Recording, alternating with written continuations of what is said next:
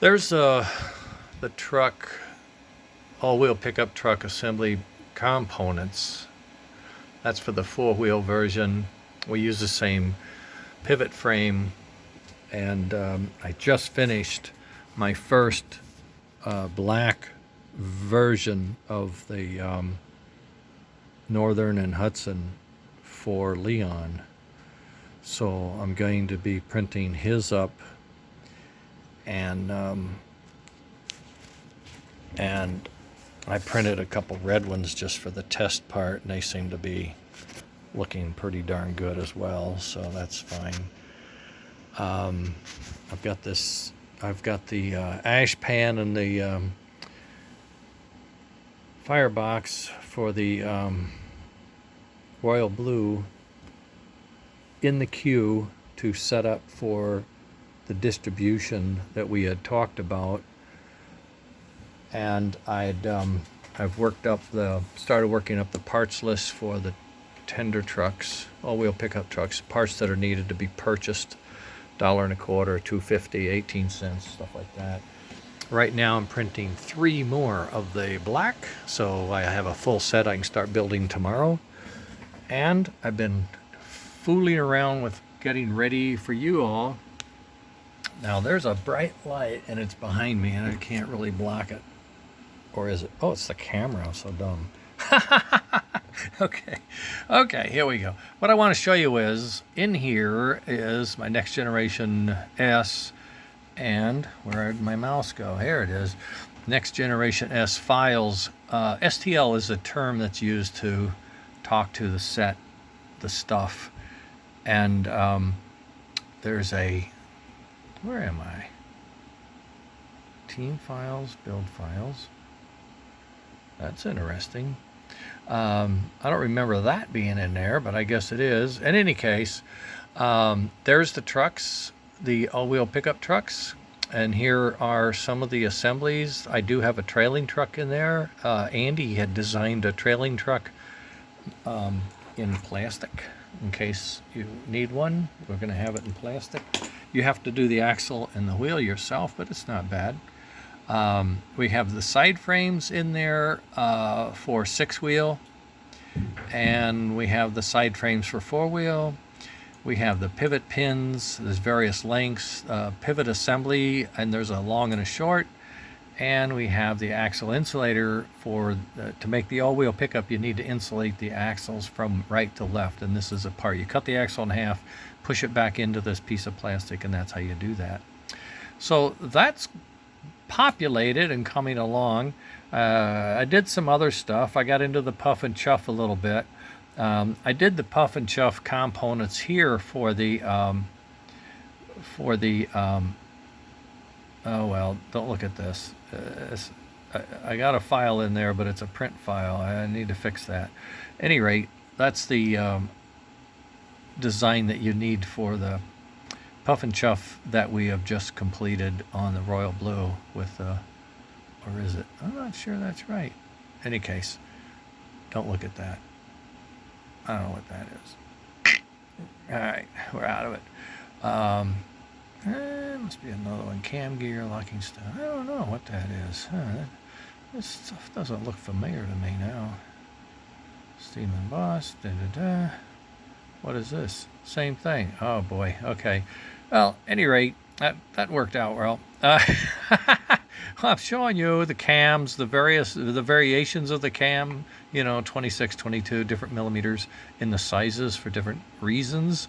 The firebox, some boiler tests, also the ash pan. I thought I put them up here somewhere. I don't remember now. Steam engine, firebox for the royal blue, and the ash pan. There you go. Now I know what that's gonna be, don't you? Should be the ash pan. It's not opening. Well, if it is, I don't see it. All right. Any rate, that's the ash pan. There's the firebox. The files are in here. What I'm going to be doing is setting up the folder. I do have it set up in Thingiverse is what I had thought I would use. Andy has a different idea, but I think I'm going to start with this and see how it goes. And I'll be loading these up with the links to the video on how to assemble the components, because I have a lot of video I can link to how to build these things. And as I do Leon's, I may do an overhead, long video on how I assemble the trucks for him. So you'll see the different pieces, what they are, how you use them, the purchase parts, where they fit in and why and whatnot. And that should be pretty self-explanatory. I got busy with this and finishing this print.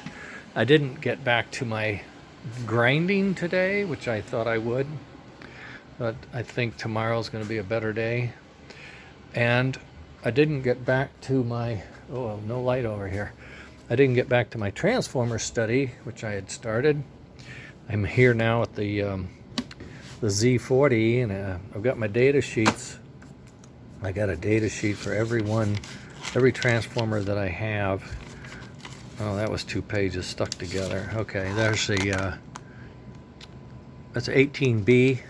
That's the blunderbuss I'm sitting on, I'm guessing, right? And I have a 13B, I think it is. Oh, my hands are so dry, I can't turn the pages. Yeah, 15B. And then I have a 4B. And then we have an OK line. Worked on that. So if we do have some information to put together and think through, there's the meter I was using. And I don't say it's making sense, but I'm getting a good feel for how it does work and how it should work and where I might need to be working or looking to improve all of this processes and make them better. And Andy and I have been talking, and one of the subscribers and I have been talking, and he's got some input. He thinks he's going to be posting on the YouTube site where the questions were asked. So that should be a value for us all. And I did find the extra linkage that goes on here for the power driver thingy. I just have to put it in, polish it up. It was a little rusty. I got it used, I think. I also found some very small diameter hole punches. It's a metal block with holes in it and then punches that go in it. And what you do is you lay the plastic or the metal over it and you hammer it and you can punch out a dot. Well, the other thing you could do is you could take an undersized hole, put it on a bigger hole, put in a bigger die, hammer that down, and you end up with a ring. And you can get these rings in 1, 2, and 3 millimeter diameters. And I was thinking, a shiny ring, with some polish on it and maybe a decal inside. I mean, look at that. That's 4. You can go 4 millimeters. This thing goes up to 5, I think. So I could put a polished metal ring around the gauges in the dash and put a decal in the center for the gauge itself. I thought that would be pretty nifty. The other thing I can do is I could punch out that shape and add, grind it into something that looks like a knob, like a knob with little notches in it. And I could put that in there for steam valve handles. So I was looking at this kit. It's not too expensive, but I have to wait a little bit to get there. But every time I do these things, I like to have a little more on the face that gives it detail. I've molded in some things, but boy, if you could do that in metal and glue it on, that would really add a 3-dimensional, plus the light. Oh, the other thing I can do is I can take this opaque plastic that I have, punch out a dot, and that would diffuse the fire, make it glow more realistically. I know, these are details, but the things that I come across, I put them in. I felt good about this. I thought this turned out really okay. It's a little glossy. I'd rather it was more flat, but It's easy to paint. Just put a little primer on it and then a thin coat of flat black, and it'll darken up. Okay, gang. I guess that's all I've got. That's kind of I had a whole day, and I got so involved in getting my files straightened out that's what I did. All right. I'll do more tomorrow. We'll see. Take care of yourselves. Bye.